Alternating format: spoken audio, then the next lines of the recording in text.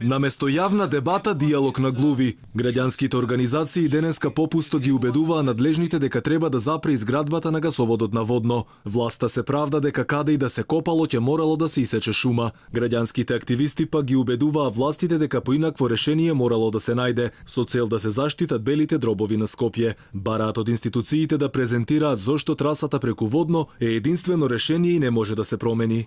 Ние не сме против гасоводот. Апсолутно поддржуваме дека гасоводот представува иднина на Република Македонија. Ама не можеме да поддржиме гасоводна траса која што минува низ заштитена парк шума.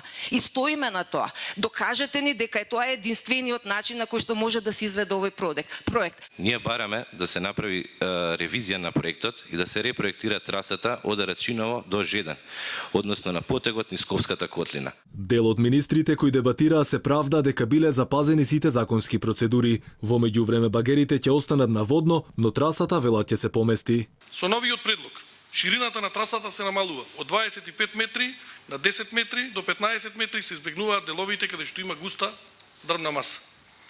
Морам да спомнам дека ќе се изврши 5 пати повеќе пошумување на поширокото подрачје каде минува трасата. Градот Скопје, Водно, не е заштитено подрачје. За жал на сите нас.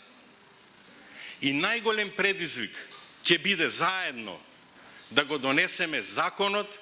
Министерот за економија вели дека со воведувањето на природниот газ би се намалило загадувањето, а бенефит би имале и компаниите.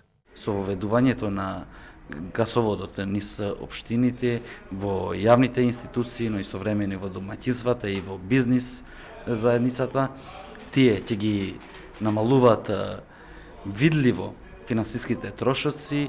Надлежните остануваат на ставот дека гасоводот не било дозволено да оди преку Скопска Црнагора поради неповолното земјиште, а пак во кругот на обиколницата би се исекло исто толку шума колку сегашната на Водно.